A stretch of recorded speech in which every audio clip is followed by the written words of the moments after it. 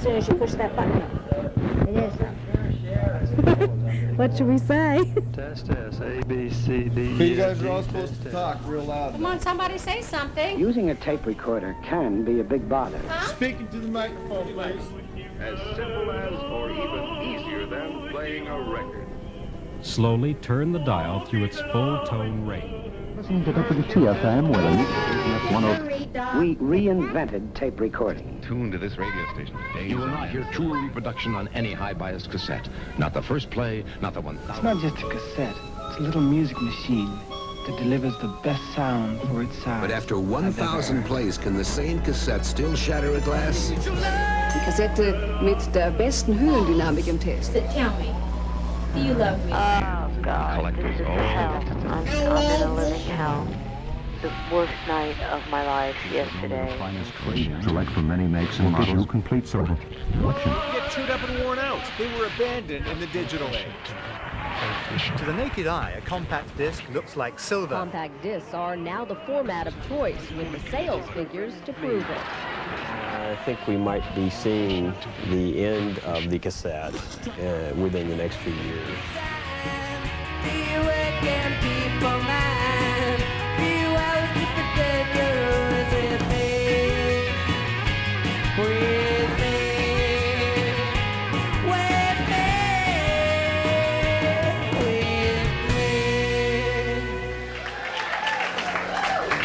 Tape day. The hell is that?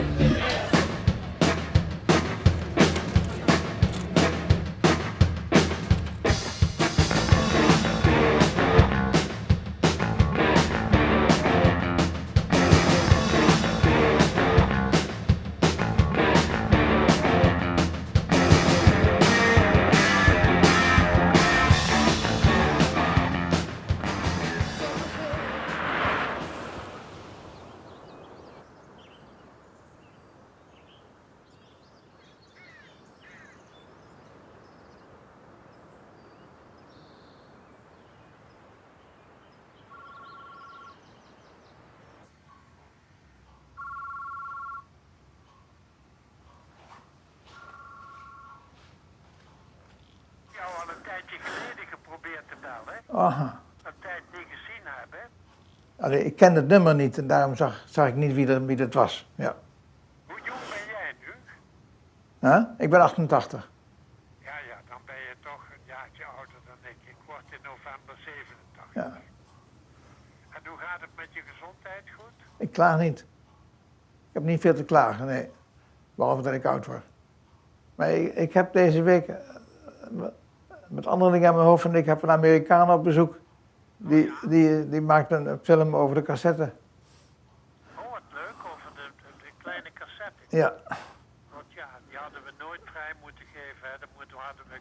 Nou ja, dat was geen succes geworden.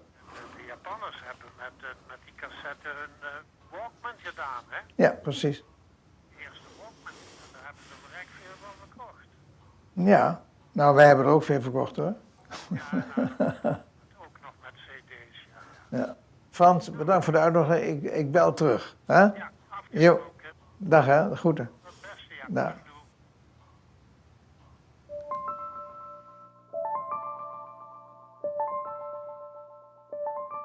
The problem begins at the moment that we introduced the cassette. A year after our introduction, there came a lot of imitations in Japan. And then we said, well, gentlemen, if you want to imitate our cassette, you better make a standard, because without a standard, it gets a mess in the whole world. And that worked. That's the reason that it didn't become obsolete too early. But it's taken 50 years to die.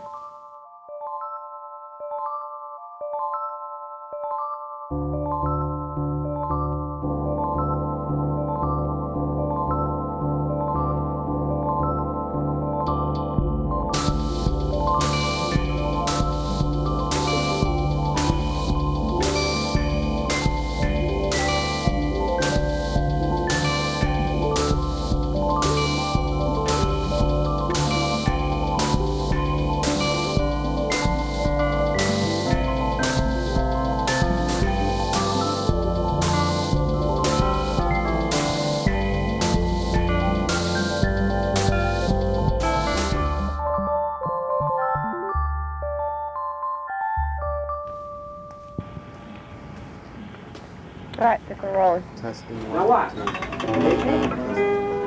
Press record first. Our first song is I Write the Song. Live and direct, Funky Fresh for 93. Right, Bob? The music industry has changed radically in our lifetime, and with it has changed the value of music. Now it's just this thing that you just download. So you're listening something served to you from some cloud, something out in the ether, but you can't touch it. So what stays the same is analog. It always sounds good to the ear, and it's what's left of humanity meeting music. The farther away I feel, the closer you get. The farther away I feel.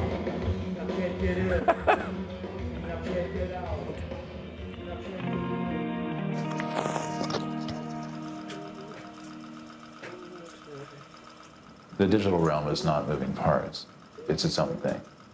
It's fantastic for what it is, but I am not inspired by it at all. It's like film is better than digital recording. No offense, what are you recording at? Where do you think I'd be without the cassette? That's how Sub Pop discovered me. Here was the cassette. You could send it to somebody. You could put music on it. You could record your voice on it. You could record anything you want on it. These are just the tapes that were on top of my boombox. The pile never ends. I'm just glad it's a small bag. Dante Gabriel Rossetti has a sonnet that begins, "A sonnet is a moment's monument." And it's funny because a sonnet doesn't do that for me. I love sonnets, but cassettes are what do that for me.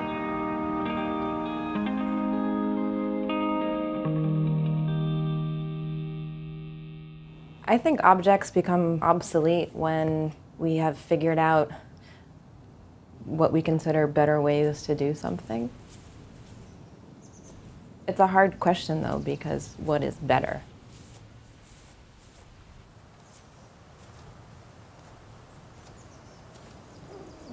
Young trees here.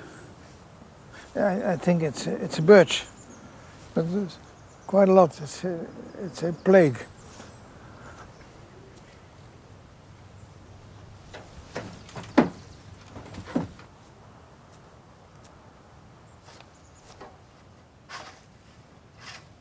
It's not easy. We live in a time where things are becoming obsolete faster than perhaps ever before. There's always a newer, better version, whereas not so many years ago, the value of something was how well it was going to hold up against the clock. When your time has gone, it's time to disappear. If there are better products than cassette, well, then you stop. I don't believe in eternity. That's the basic thing.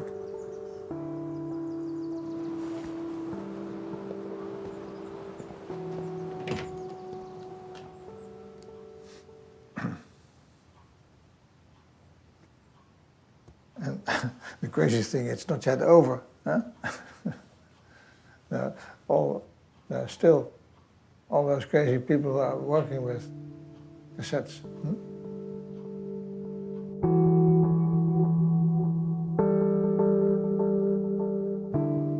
Now it's nostalgia, more or less. People prefer a worse quality of sound out of nostalgia.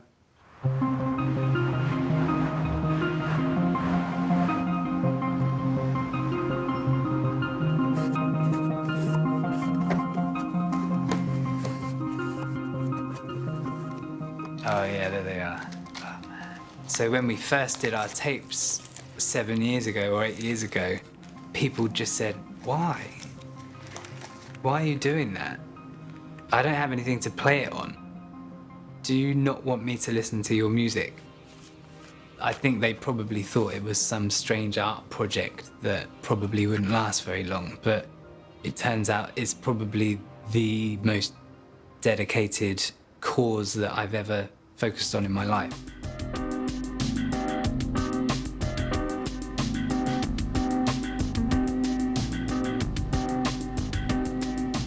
I got 3 copies, one to stock, one to rock, and one to swap.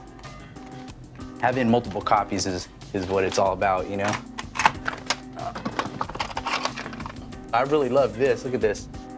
You can't read the credits on the back of an MP3. You know, those are things that are kind of lost today, you know, with this push button, you know, fast-paced world.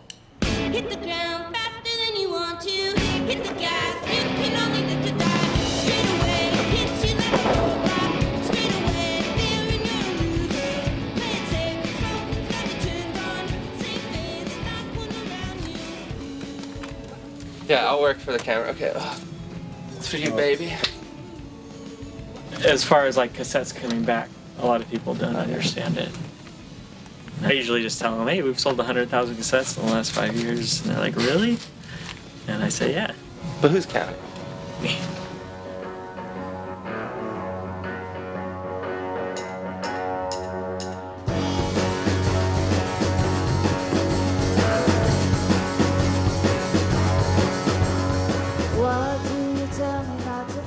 I think from an older crowd, you get this like, what? You have tapes? You know, they think it's kind of funny. Seems like this thing that you kind of thought had gone away. And it's cool to see it reemerge.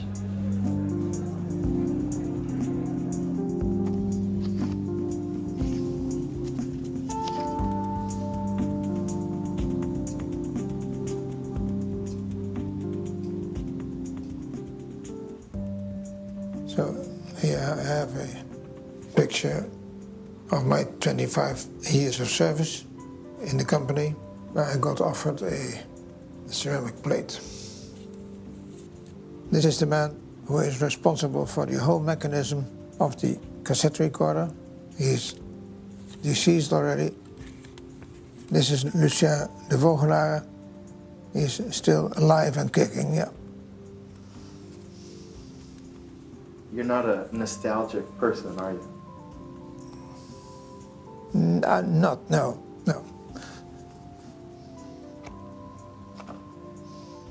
The only thing I'm nostalgic about is the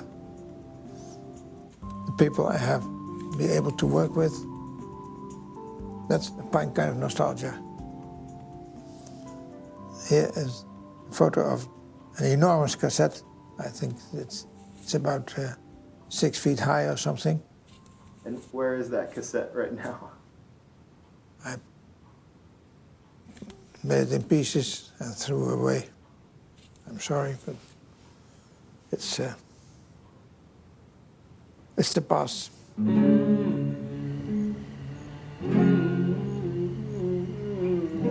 This is a recording. If you will be kind enough to leave a message including your name and phone number, I love you. we will return your call as soon as we We get just done. want to wish you a Happy New Year. I'll talk to you in 1991. I heard you weren't feeling good, Daddy says. What's the matter? You're telling somebody, listen. If you would have told me, I would have made you a pot of soup. I appreciate the love.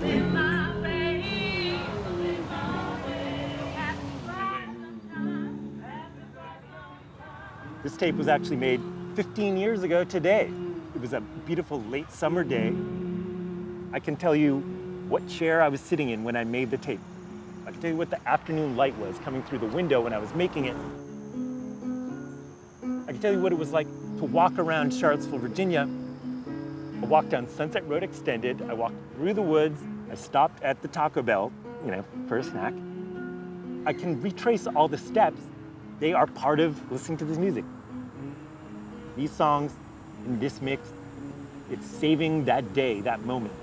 It's different because I put that music onto that piece of plastic. Changes the music, changes the day, and you know, that's just one tape.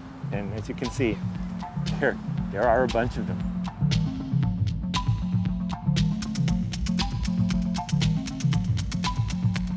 Damn, what's there? Damn, that's an old AD spine. Yeah, I love this stuff. At one point, I had like $15 as like a fourth greater. And you're like, whoa! And I went to People's Drugstore where they had the cassettes and like the guns or whatever, you know, the behind the glass box. They had some factory-made cassettes. And the woman said, can I help you? I was like, and I was scared. I was like, I want that one. And I just pointed at the live Grand Funk Railroad double cassette, you know, package. And the other day I actually heard something from that record. I was like, ah! My earliest experience with hearing recorded hip hop wasn't Rapper's Delight. It was actually a cassette of flashes on the beatbox going, flashes on the beatbox going. And like if you knew that cassette, if you owned it, if you knew it by heart, then you weren't just like, oh, I like this new rap thing. Like it was like, oh, you were really down.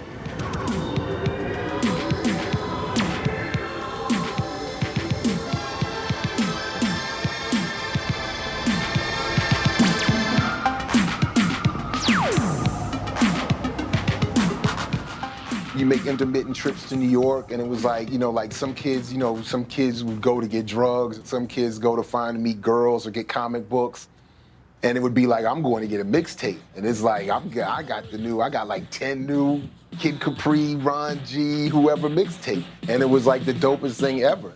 As you listen to my voice and the way I produce, make you wanna feel just like Busta Loose. As you float across the ocean, you may feel my drift, but you never, ever heard me rhyme like We were able to record our shows, record parties. You know, people were able to go back and say, yo, remember this party? Ah, what party? Press play. Oh. You already know once again, mixtape K-Ron G. I'm on a roll, y'all. I'm in control, y'all. The steps of rock is a part of my soul, y'all. I'm on a roll, I'm in control. Without cassettes, people wouldn't have the memory of last night. You gotta think about that. Probably the first time that I put music to a piece of medium was with a cassette. I think the song was called Infected Pastrami.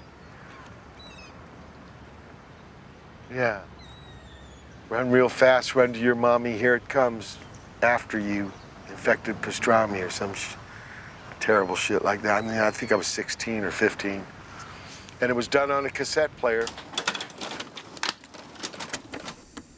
A little nervous. Oh, there it goes.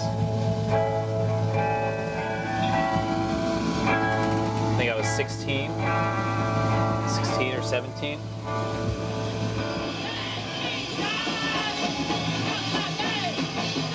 It's me singing.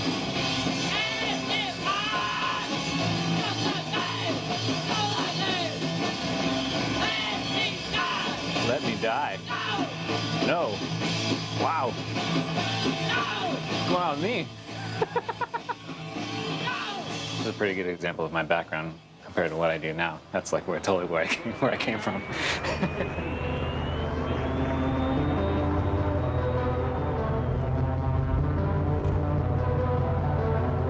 In about 1979, my sister and I were up in Connecticut. She said, hey, do you want to go to New Haven and see the Ramones? And it was this friend of my sister's and this guy who was kind of punky. And I think he's European. Something about him seemed a little European. He said, let's listen to some music, and he pulled out a tape. It was decorated. Like the tape was decorated.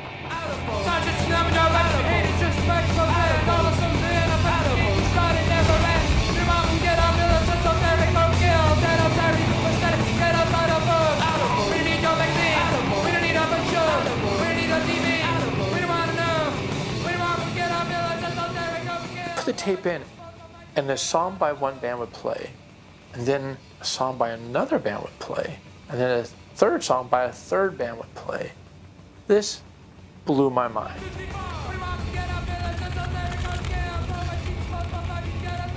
It was as if I was being schooled in a way that I had never been schooled before about the possibilities of a medium.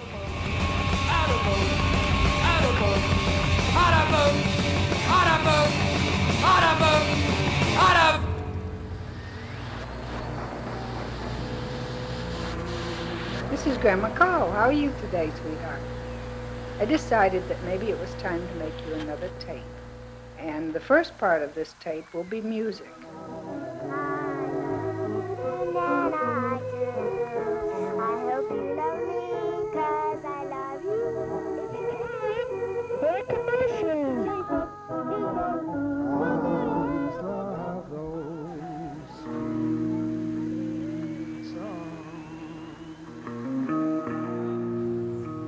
I think the definition of nostalgia is from the Greek for going home. But for me, nostalgia is a sort of wistful way of thinking about something that happened, something that mattered, in a way that's sort of both painful and pleasurable. This is the Hasselt factory. Here's the car of the top manager, that was I. It's a black Citroën. Was that the building where the cassette was invented? Yeah, because we built this in 1960, brand new laboratory. So when did they close that Hasselt branch? Maybe 10 years ago.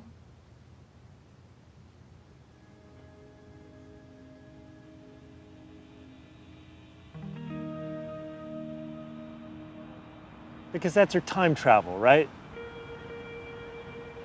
If forever, like, God forbid, the day would come that, like, I don't remember the secret stars, or I don't remember the raincoats, or I don't remember the softies, I'll be able to, like, go through a shoebox of these tapes and go, like, yep, this, I remember this, I will not forget this. These moments that would otherwise be, like, lost in time, like tears in rain.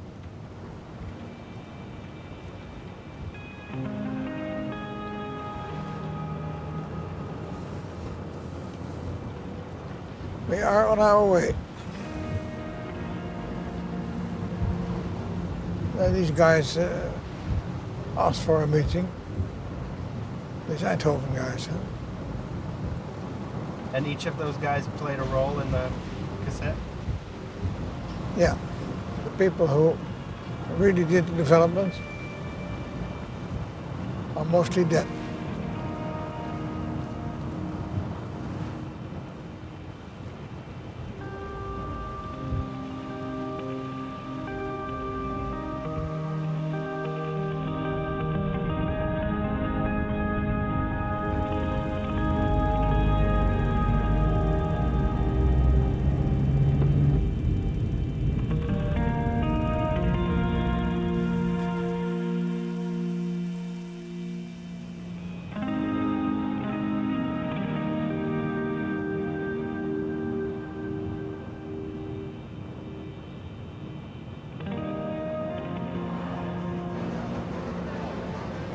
It's really happening, huh? Pukkelpop. 2 years ago there was a storm and the whole thing collapsed. I'm afraid it's the same sort of weather now. Did they have this when you were younger? No. Absolutely not.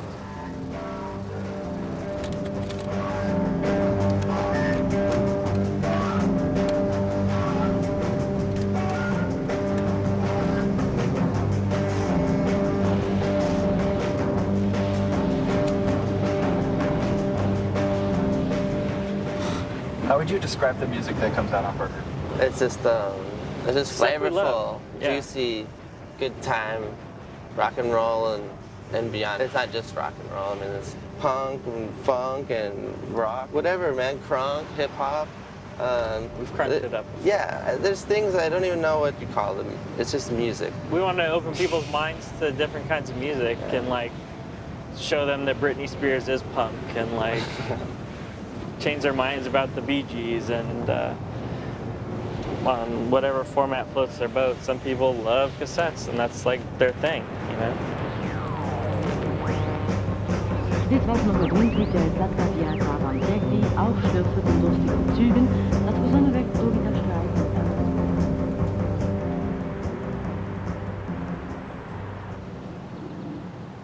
Okay, whenever you're ready. Well, on my far right is Mr. Lucien de Vogelaar, who did in the 60s the planning of the whole development operation.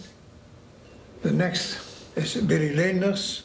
In recent years he has been occupied a lot with the history of the factory. And at my side is Hugo van Anderrooyen. He was in charge of the industrial design for the cassette. When we exactly started with this one, Yeah. I don't know. When? 1 year, what jaar? 63. 52? 63. 63. The first presentation was on the 63. Funkausstellung. I have a lot of drawings with me. Are you interesting?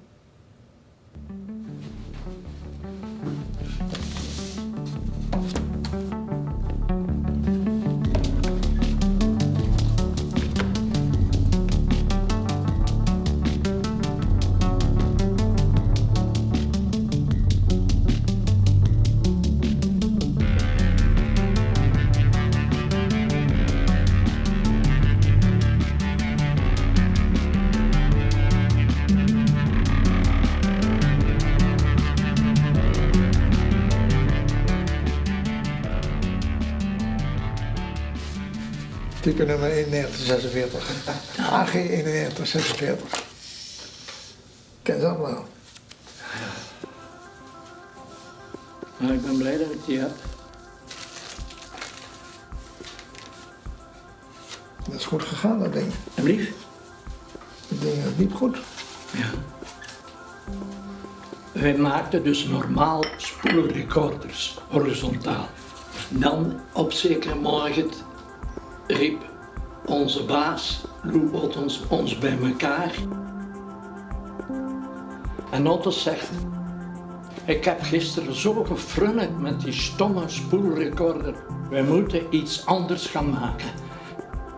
Hij zei, we moeten iets maken dat heel compact is, dat je gemakkelijk kunt meenemen en dat het spoeltje in de cassette zit. Zo is het eigenlijk begonnen. Het idee is eigenlijk van Lou.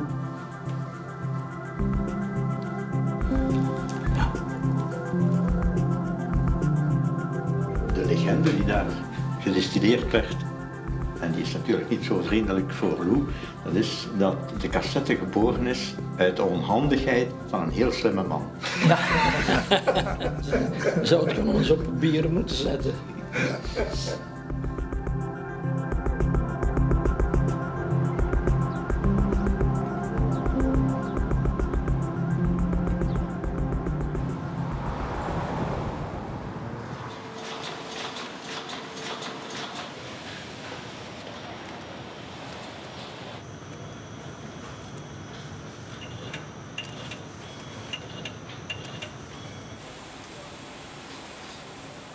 The black tape is some type of a high bias.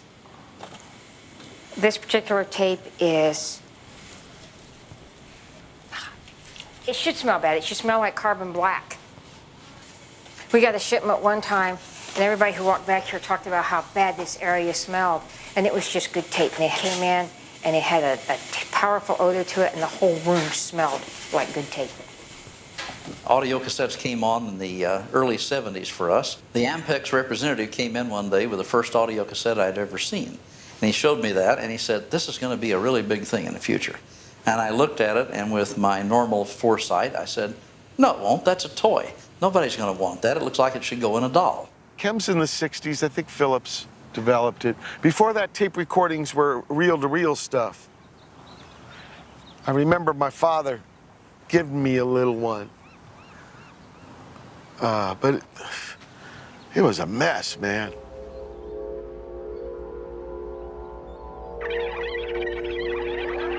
Problem is, it was not consumer friendly. It was not foolproof. We more or less are all fools. I'm a fool when I use the equipment. This is a reel of recording tape. For years, people have been threading it, spilling it, tangling with it, and sometimes breaking it. This is the compact cassette. Up to 90 minutes of tape you don't have to tangle with. It won't break or spill or get on your nerves. Another nice thing, it's portable.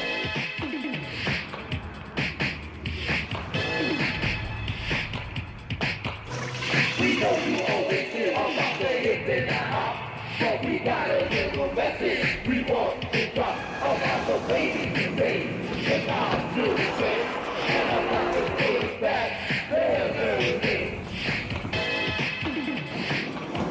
Hip-hop emerges largely out of New York, that is itself a Pan-African center of the world. Before radio, before video, a lot of rap music was disseminated on mixtapes, and that became the lifeline of hip-hop. Cassettes didn't play a role in hip-hop in the early days. Cassettes were hip-hop. Well, this HBI, and you better believe that with the son of Bam Bam, all the ways to eat, it's guaranteed to be the sound that you all enjoy, because you know the Prince of Charm is the real McCoy. So sit back while you listen to the Zulu beat, and if you feel good enough, you can... Rap music that extended from the hip-hop culture was being spreaded through cassette tapes. And that's when we had the boxes. The radio boxes that we used to carry up and down all throughout the inner city, quote-unquote, the ghetto. Bambaataa, Theodore, Flash, you know, Charlie Chase, all the great early DJs, like they're only playing vinyl. Unless you were there, the only way you were hearing that show or that set or that party was via cassette. This wasn't high fidelity audio scene. And I kind of like that in a way. There was something very punk rock about it. And there was something very punk rock about early hip hop anyway. It was really correlative. Everyone had one of those single speaker Norelco rectangular cassette decks. And you could stand it up, aim it at your band, and record something crazy and play it back. A portable audio to record and play opened up minds. Victor, if you're there, don't pick up yet. I've got this new song I'd like to sing for you. I remember that night in the city garden where those abandoned buildings stood around us. We were talking about changes.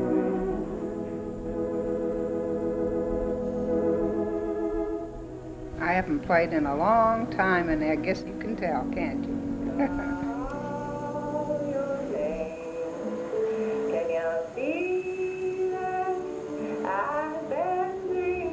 In het begin, mensen die wat geluiden gingen opnemen, het eerste woordje van een baby of vogeltjes in het bos. Het is pas echt een revolutie geworden dat men muziekcassettes ging maken. Commercieel willen ze dat er gepatenteerd wordt, dat we patenten nemen. Lou zegt nee. Al die het wil maken, mag het maken, maar we eisen een bepaalde kwaliteit en een standaard. Als hij van in het begin een apparaat koopt, kan hij dat blijven gebruiken. Als hij een 10-jarige cassette koopt, kan hij nog altijd op dat eerste apparaat dat gebruiken. Eén apparaat, één standaard, één muziekdrager. A thing with unlimited possibilities for recording and playing back music. The spoken word, any sound. That's why It was all about being able to sort of do something that was within your means. For me to do a record, it would have cost hundreds of dollars or something, you know, and I just didn't have that kind of money. With the right act, I should say the right type of person, putting music onto cassette tape is a perfectly valid choice. Cassettes are something that are shared, that tend to come out of collectives who are creating music because they love it, not because they're kind of striving for some big success within music.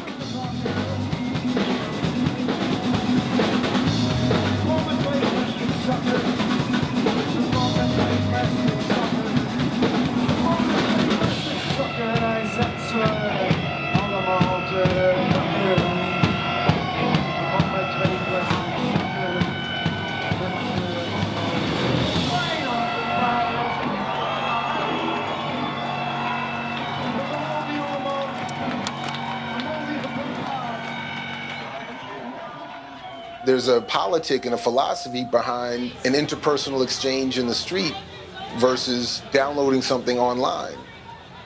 There's something about community there, and there's also something about the offline, unsanctioned, outside of state surveillance exchange that we're losing. There's always been the idea of the gatekeeper, the toll booth, the provider, you know, the middleman. You know, the idea of being able to record your own cassettes, I think, was very powerful. I'd like to thank Warner Brothers, Capitol, MGM, and RCA for letting this tape be possible. 13 goblins went up and down, 13 goblins went up and down, 13 goblins went up and down. You can smile down with a happy ending to my song. I come knocking at your door. You don't live there anymore. Is it just a memory? Or am I a little crazy for you?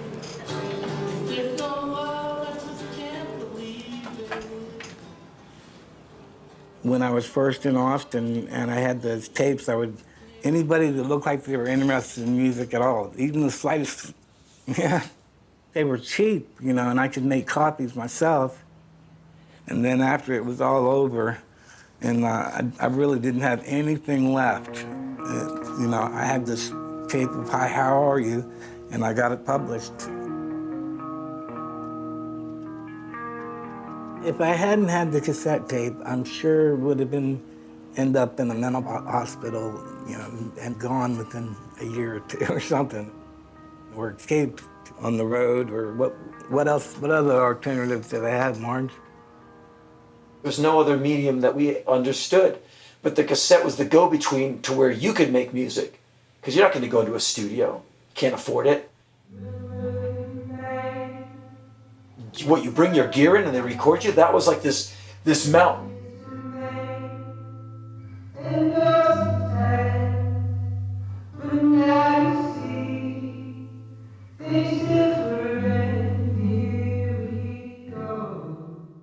The average citizen can't record an LP. He could not record an 8-track, but he could record a cassette. That's the point right there.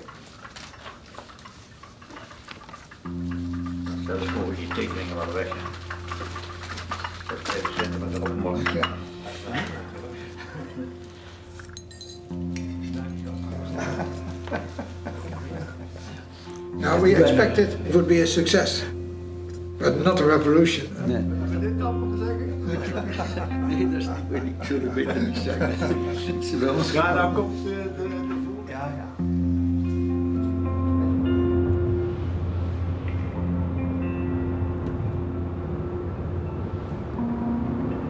Do you remember the first thing you invented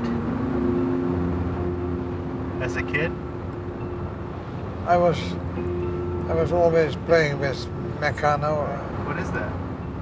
That's the first construction building toys. Do you think you still have those somewhere? Yeah, I'll show it.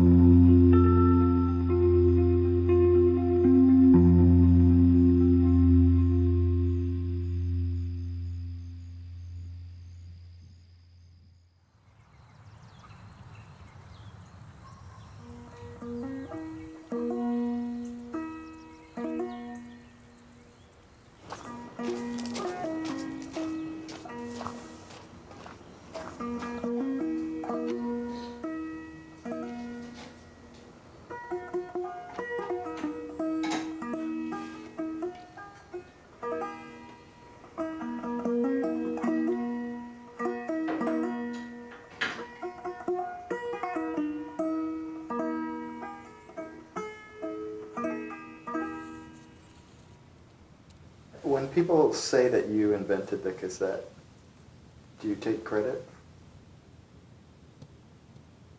I can be credited for the idea, and I have a number of ideas in it, but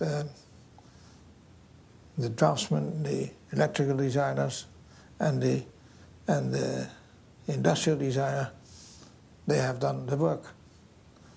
I have done nothing special.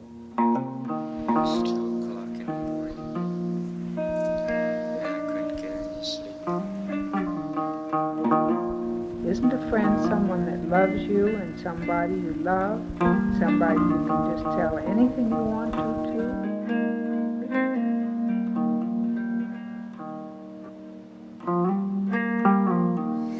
How about Peter? Peter had a and couldn't keep her.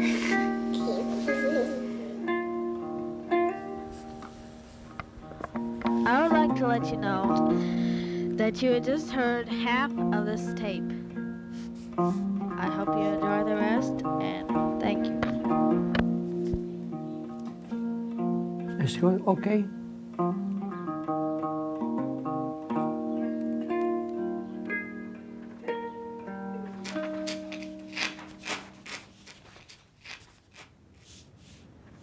This is an article I wrote about the 50th anniversary of cassette tapes back in 2013. The man who invented the compact cassette tape doesn't remember what was recorded on the very first one, but he does remember what came next. Here I was calling him up to have this sort of nostalgic conversation about the 50th anniversary of this thing he had invented that had changed the world, and I was going to write this whole article about it.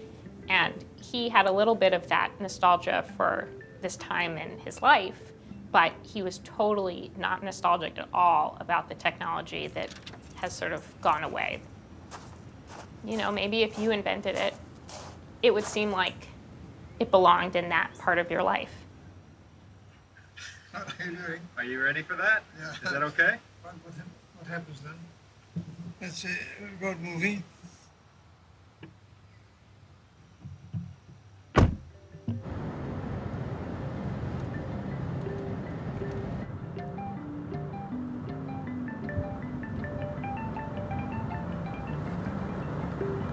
Not yet the right way, but maybe somewhat further.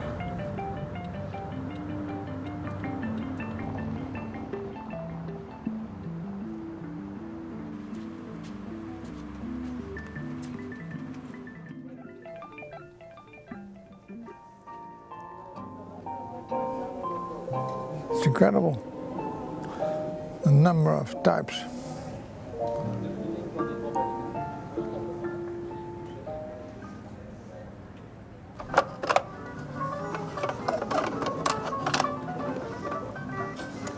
You put a stack of cassettes here in, and then it plays and transports them back. The changer has never been a big success, I think.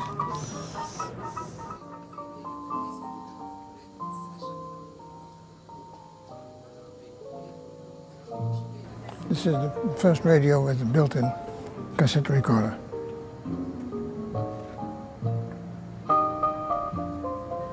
So that was the first boombox. Yeah. Yeah, that was the first one. Normally, I'm more interested in the future than in the past.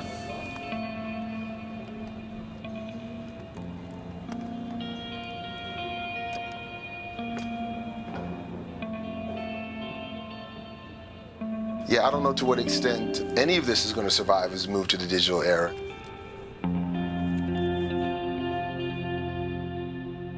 If not obsolete, the value will be in archiving a history and memorabilia.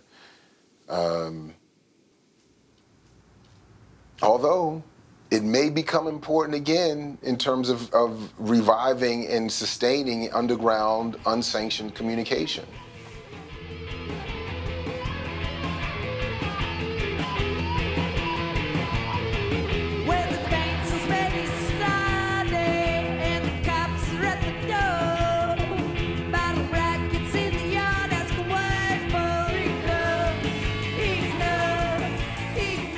If you want a tape, it's because you want a physical copy. It's not something that happens at a touch of a button. It's something that happens at a touch of two buttons, which is record and play at the same time. We hadn't put a record out in 3 years, so our label decided to release our album on a tape this year. CD seems to be a little more phased out, and the tape is something that, you know, they're starting to do more of. And they said the tape has been selling more than anything right now.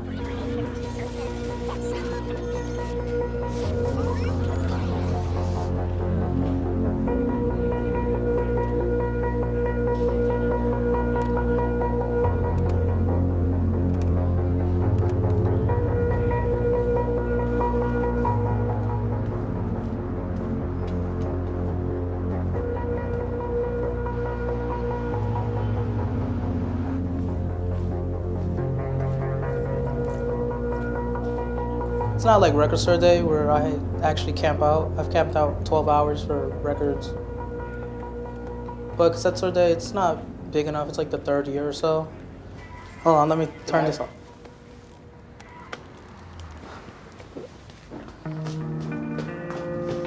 The ones I got today, I went by the cover only. They were just really cool. They're just really cool covers. I grew up with cassettes. I grew up poor in the Bronx with an older sister. Just got the hand-me-downs, and we were always a couple years behind in technology. Like, I also have an obsession for zines, records, patches. It was that or drugs. It was one of the two things.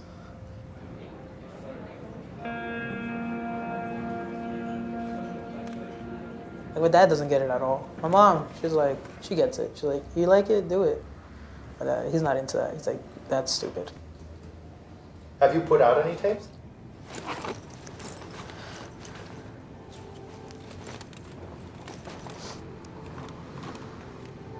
Oh, yeah. What's it called? Chopped cheese. It's a sandwich in the Bronx. Does this increase in sales mean we're witnessing a cassette resurrection? Record stores around the country are pressing rewind for the first ever cassette store day.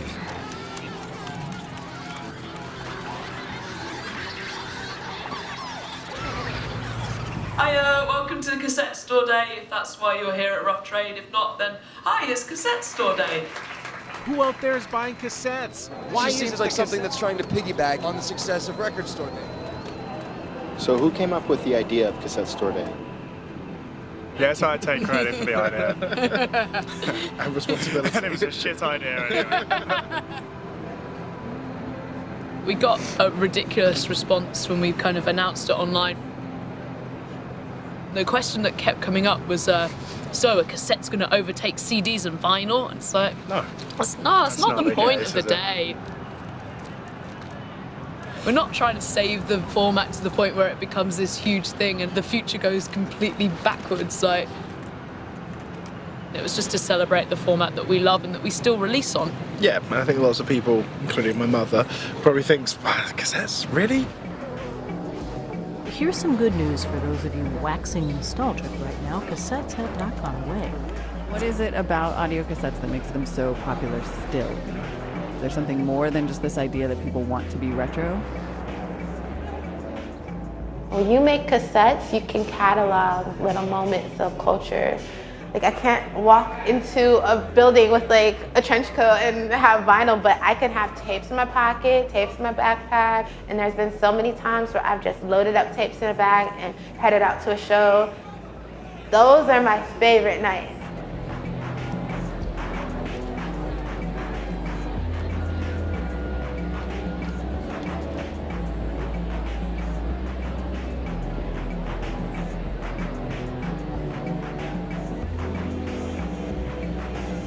Second one acid, this is so good. Do you like tapes? No, no one likes tapes? Oh, jeez, I'm sorry.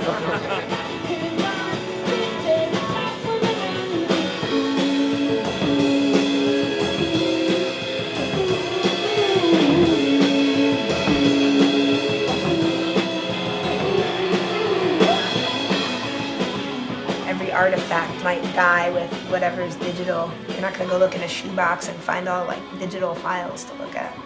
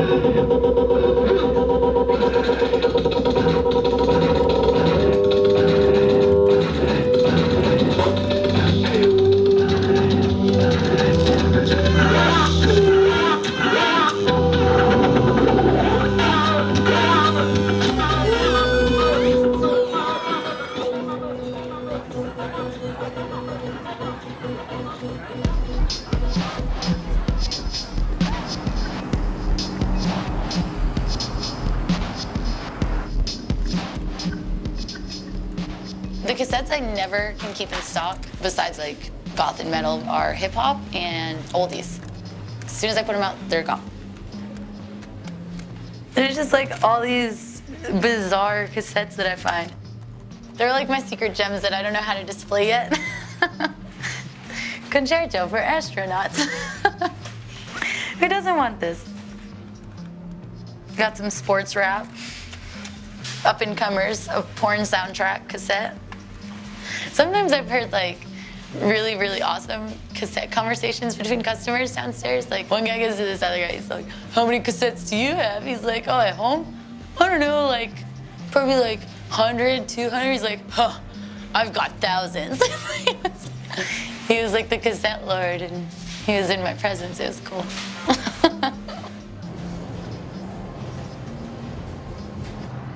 The profit that we make from these financially is about the profit that we make from the emotional value these things carry. Hello. Just dropping these cassettes off. I want to create a physical, tangible object that I can share with somebody and that maybe they can enjoy some of the experience that I do with other people's records.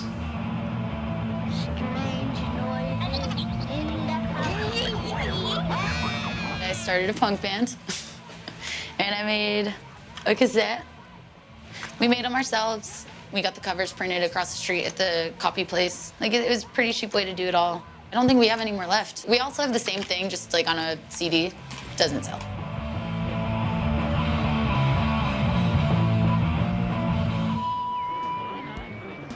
You'd think the rise of streaming audio would mean that hard copy music formats would just be, over. Tapes are making an unlikely comeback. Tape sales are up 79% from last year's report. 戻ってくるのでしょうかそれとも単なるヒップスター現象なのでしょうか Why is it that cassettes won't stay dead? We found a company in Springfield, Missouri that in 2014 made more than 10 million cassette tapes.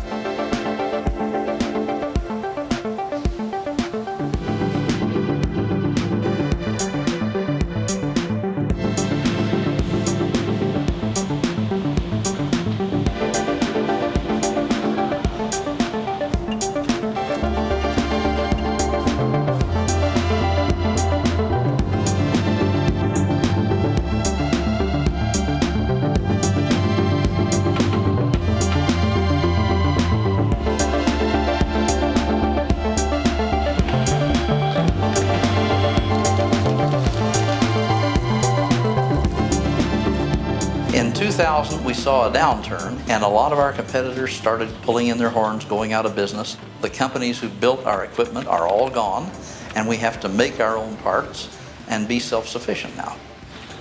And I think that's the secret to our survival.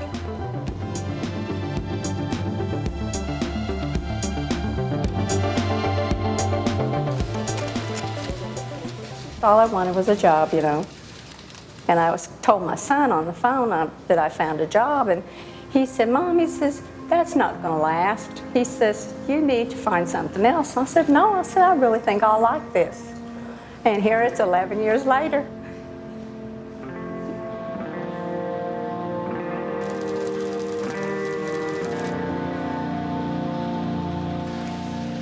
We did books on tape. We did a lot of gospel tracks. It's more individuals now for duplicated tapes. I listen to the beginning of it and the end on both sides and check for tone and its music, you know. But it's not the music I grew up with. It's not what I'd call country music. It might be today's country music, but I'm not into that.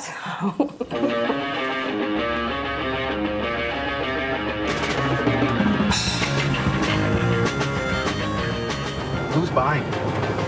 Who's buying tapes? I don't know. People on the internet. People on the internet are buying tapes? No, mostly it's kids. I would say our age range is probably from like 13 to... No, 13. I mean, I don't know. How do we know how old people are online? I don't know. Just from seeing our fans and things and people who come to shows. Maybe like, I feel like 14 to 30 or... I'd say that, I don't know. 15, 30 or so. No, and older and younger, I don't know. Kids of all ages, I don't know. Yeah.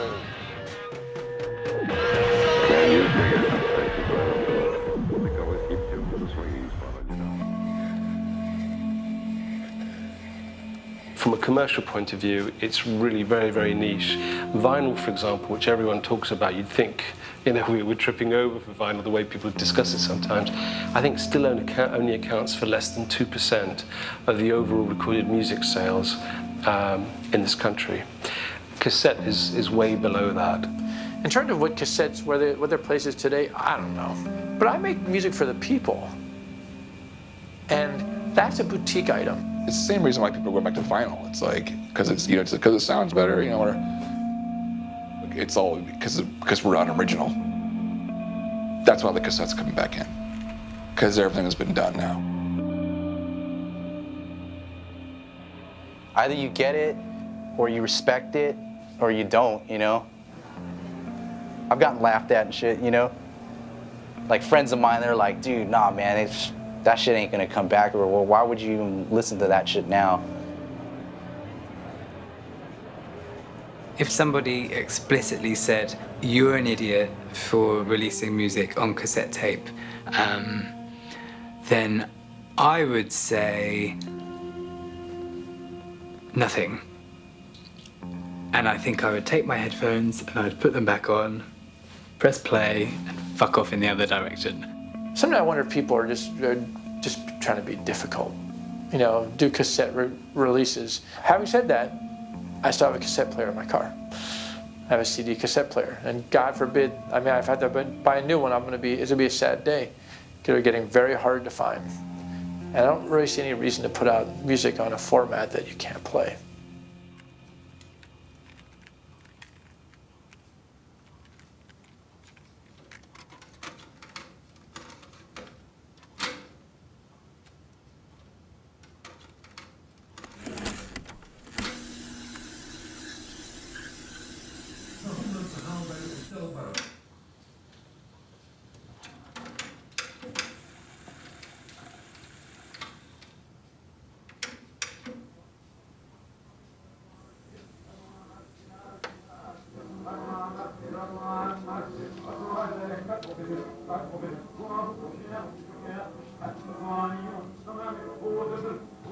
Yeah, here's it.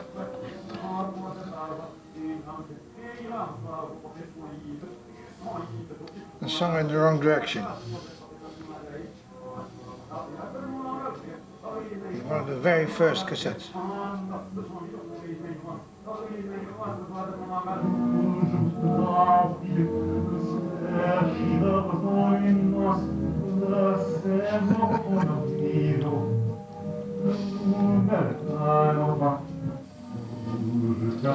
After 500 pieces production, we changed the track position.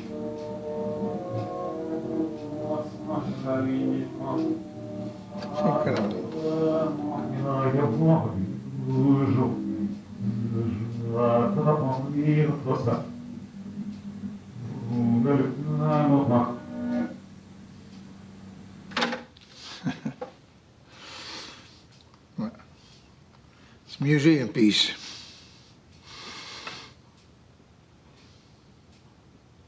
Is that the earliest cassette you think you have? Yeah. That's from one of the very first.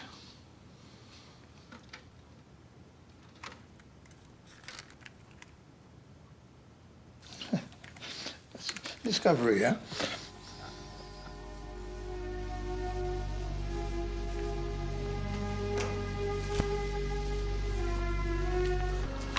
This is the original drawing of the cassette.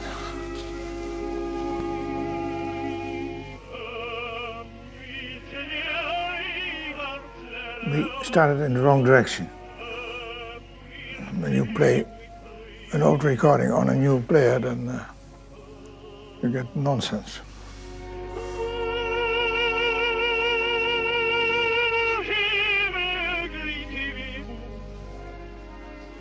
See if I can find that cassette for you, because I know I have it around here somewhere.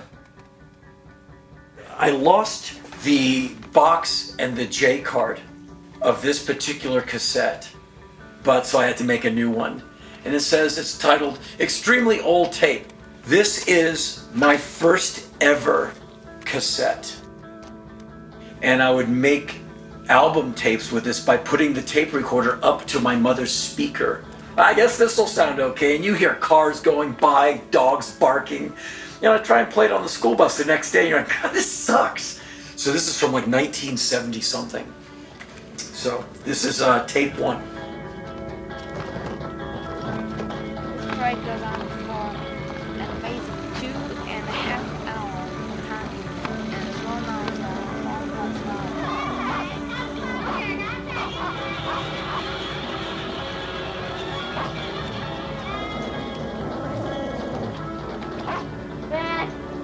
Get a new butt at home and then flop, you're talking about nice and smooth. Your butt talks about nice and smelly.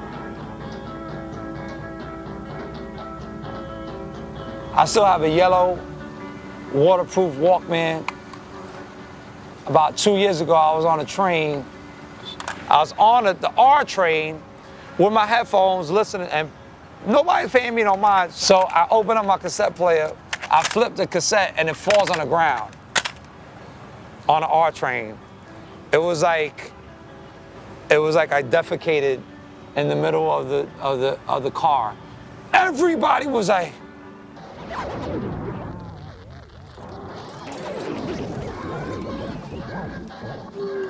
Are these like in the movies? Do you know what that is used for? Walkie-talkie? I have no idea what it is. Wait. It's a cassette player, right? This is a rip-off because you want to listen, but you can't because you don't have any headphones. Hand over the headphones. In the 1980s, it was like, whoa, it's something that can play music and I can carry it around if I have a large pocket. It works.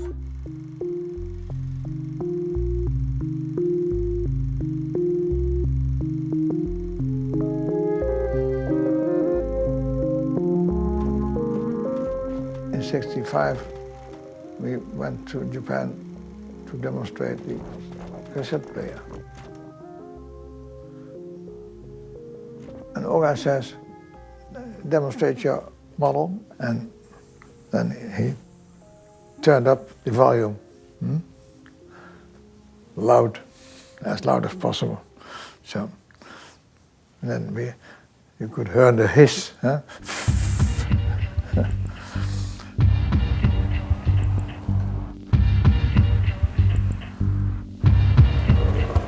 first hip-hop radio show is WHBI.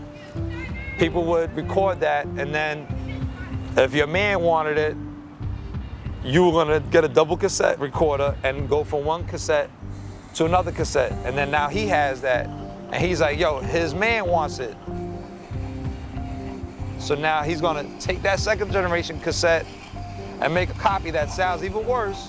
So by the time I got it, now I got like a 5th generation copy, and it's hissed out, you know, it's like a snake. It's stuck in my cassette. I got the Craig G's, got the Cutmaster C's. I got a Craig G Sneaking Up on Your Ass, Part 1. Then I got a K-Slay and Action Pack mixtape. I mean, I got joints. Got joints. Analog is just straight nasty. It's just, that's what it is. And that part I like of it. I can hear that all day. That digital sound, that clearness, and I can do without it. Yeah, I gotta do this. I got a 1988 mixtape. I gotta play this one. Oh.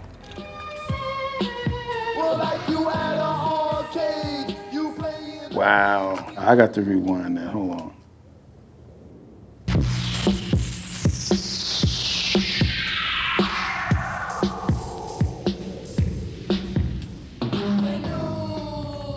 Listening to sort of cassette tape music, it seems more relative in a way to the human condition.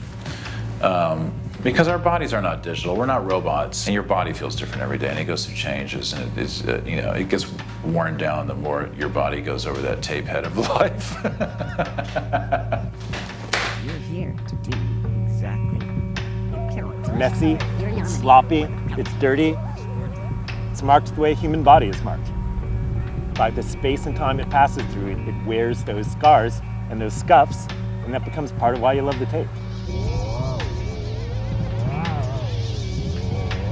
When it gets weird and kind of stretched and you still want to hear it, as opposed to a skipping CD. You don't keep listening to a skipping CD, you throw it away.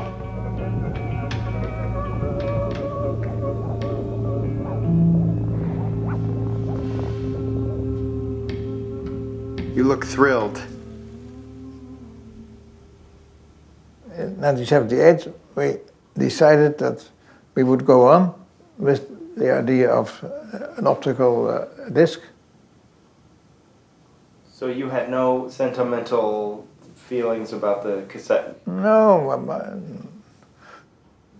you should never hesitate to use the possibilities. That's in our souls. Hmm?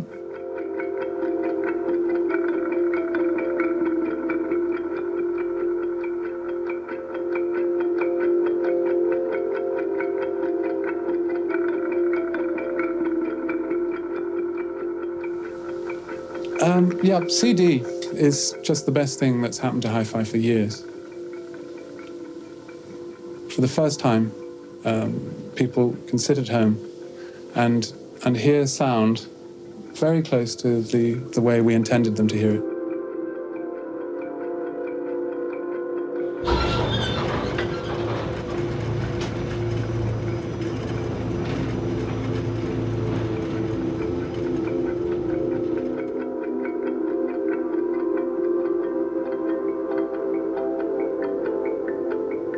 In 1994, I think every kid in America got a CD player.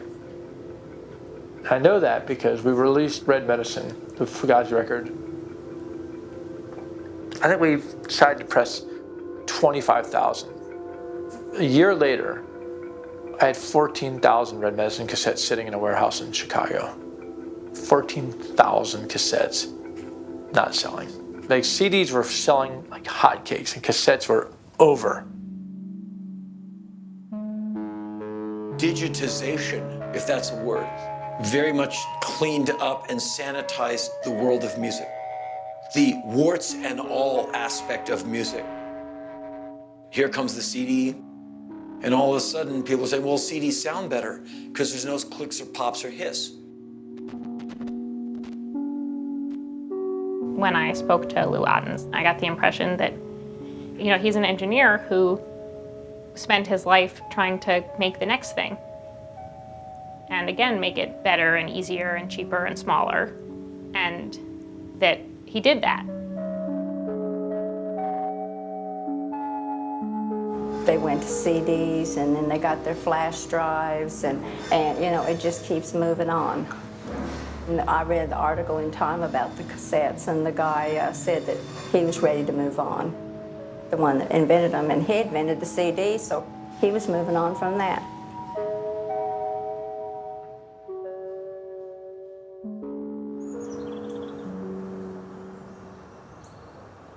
What do you think they like about the cassette?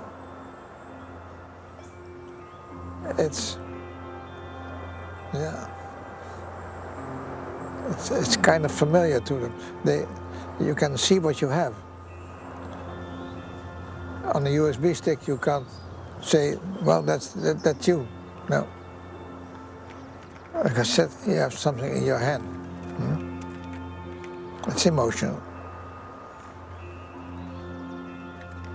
I don't know if you can see this, but a buddy of mine, Joe Cole, was murdered years ago. These are his tapes, and this is his handwriting, and he's gone. But this is what he left behind. There's nothing digital about this. This was made in real time, and you don't throw this out. You take good care of it, because someone took time out of their life that they can't get back to make that tape for you.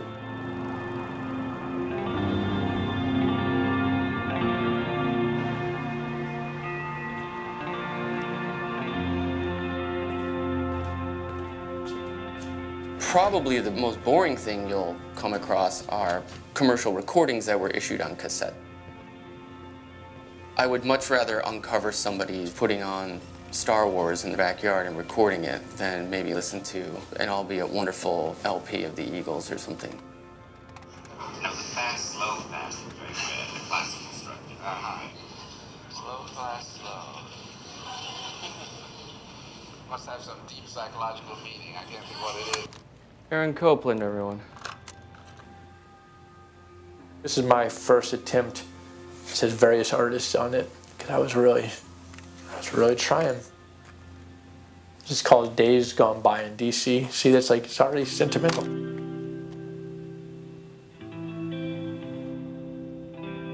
You know, if you said, do you remember the first time you heard the Violent Femmes? Yeah, it was on a mixtape that a friend gave me, you know. Do you remember the first time you heard the Butthole Surfers? Yeah, it was on a mixtape a friend gave me. I can't tell you how many countless bands, Black Flag, Minor Threat, Fat Boys, Houdini, all on a mixtape. That was all on a mixtape. You'd get creative with your cover. You'd cut and paste, and you'd have your glue stick and you'd have your construction paper. You'd have all your photos or your whatever. Your heart would be racing if you're giving it to a girl that you like. Check this out, like hoping to win her over with my my pristine taste in music. The mix CD for the girl you're trying to romance. The mix CD is like dry humping a Naugahyde couch.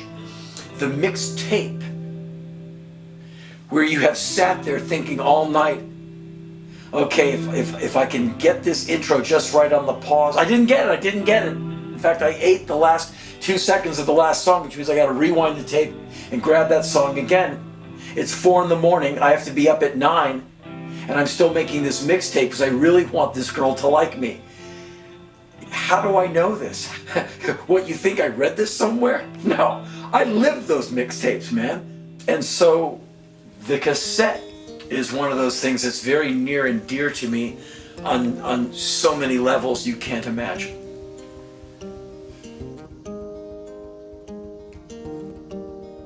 The first audio letters I ever did, I would record them for, this girl I liked. And I would leave him. I'd hide him in places, like in her yard or whatever, and she'd have to go out and get him. You have to be careful not to put songs that use the word love, because you want it to be, it's cool and it's like, I like you, but you don't want to be crazy. That's a very careful balance you have to strike.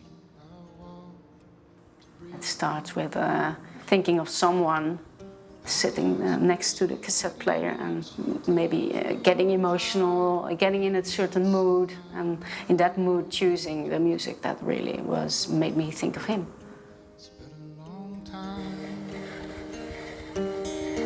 I love you.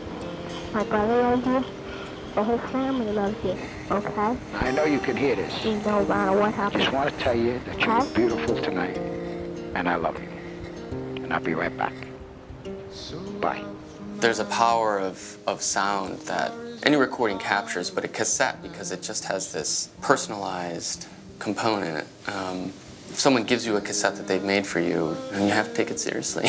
you can't just throw it away. I was listening to what you weren't saying. You're the oldest young person I've ever known. Makes me feel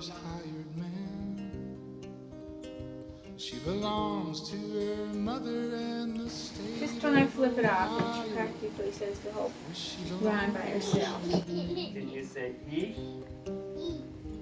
Liebe? When we still have one another, it means a lot. Everything means a lot. Every little single thing.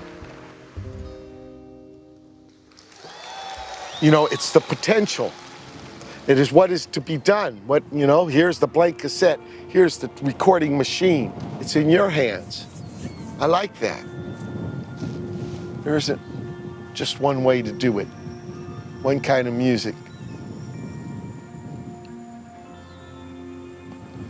People tell a little bit about themselves by showing you what they listen to. The people who use it nowadays, they are special people. They have a hobby. They love their cassettes. It's not really rational. It's a rather irrational activity. I like that.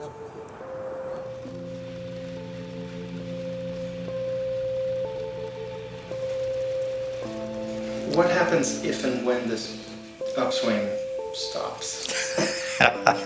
Well, we've been asking ourselves that for the last 10 years. Being told you can't do this, it can't be done anymore. This product is obsolete, nobody wants it. And then coming here, coming to work every day, is an amazingly rewarding thing.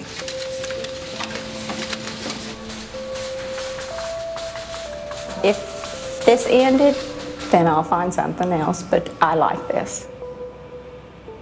I wouldn't want to quit and go hunt another job right now. I'm just, you know, ride it out and see what happens.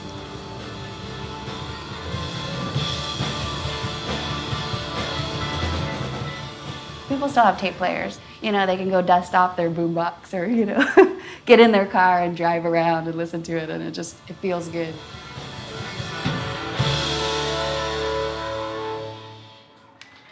We have records and tapes for sale out there if anybody's interested in that sort of thing.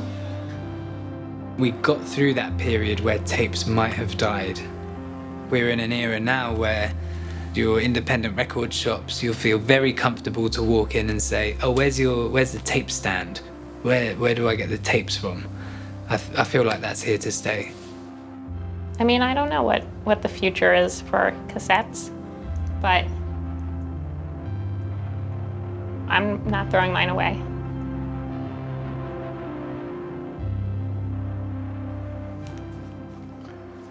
A stamping mill, a letter balance,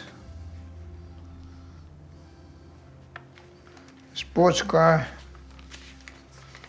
You can do everything. A dumper truck. Pure nostalgia. With Meccano, we made not only these examples, but the idea was, of course, that you use the available material and you make your own design. That gets a habit. My whole life I have realized my hobbies. If you have a hobby, do it. And the best source of happiness is doing what you like.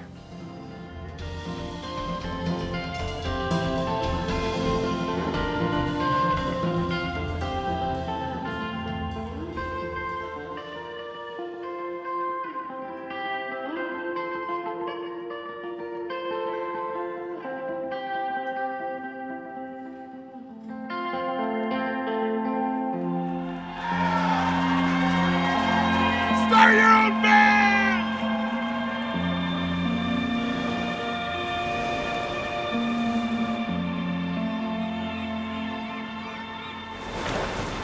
And maybe that's why punk came around, because of things, you know, like the cassette experience. You could take things into your own hands.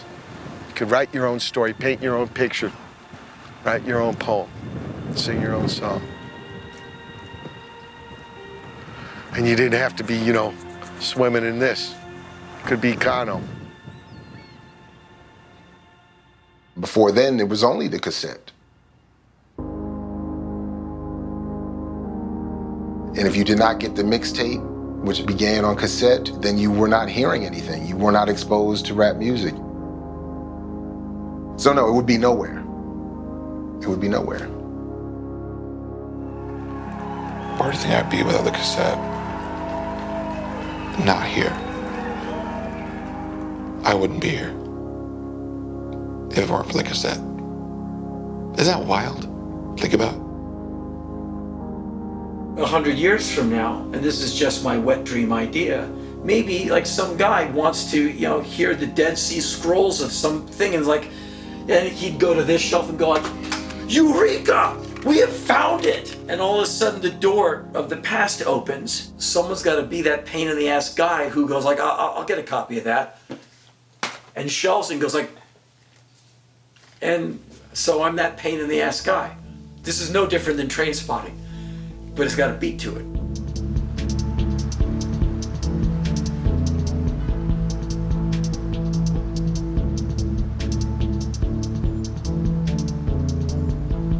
There's like hundreds of tapes just on my floor that, you know, like I will die before I have a chance to listen to them all again. But it prevents these moments from dying and keeps them alive for the future if the future wants it.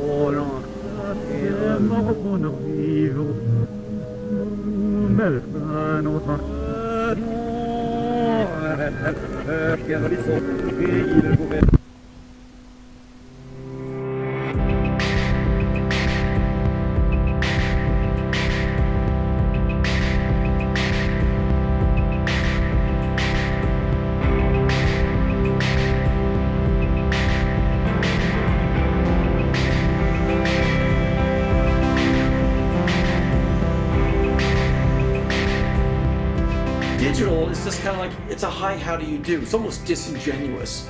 Like, here, take my CDR. You take my CDR. I can't work or write or anything or focus when I'm listening to music digitally because I'm like, ooh, I should skip this song. Ooh, this song reminds me of another song I want to hear. I should make a new playlist just for the playlist that I'm listening to while I'm making the next playlist, you know? It's like cigarettes.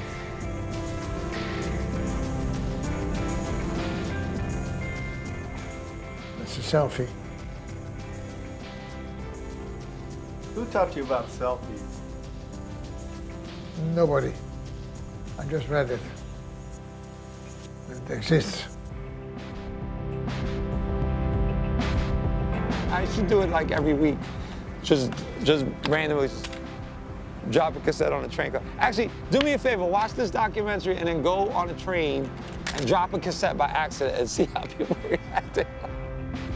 Let's say the new Justin Timberlake record was only on cassette. Only. Man, you got an entire generation of young girls and young boys, more girls, going out and buying and looking for Walkmans or cassette players. That would be insane. Justin, if you're listening, you can make history. It's got a speaker. A speaker? Uh-huh. It records audio. So It's crazy. yeah. Absolutely crazy.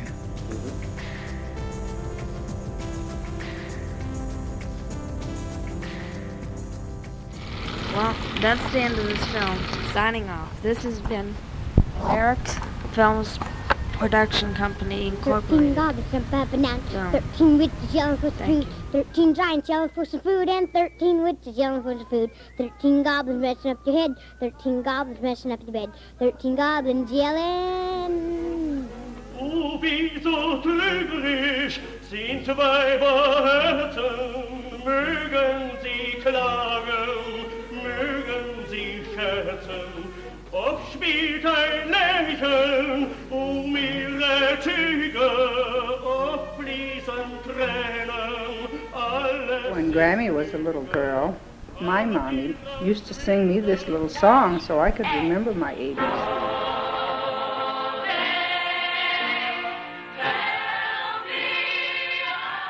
A, B, C, D, E, F, G, H, I, J, K, L, M, N, O, P, Q, R, S, N, T, U, V, W, and X, Y, Z.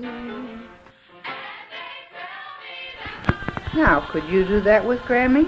Try it again. You sing with me this time, okay?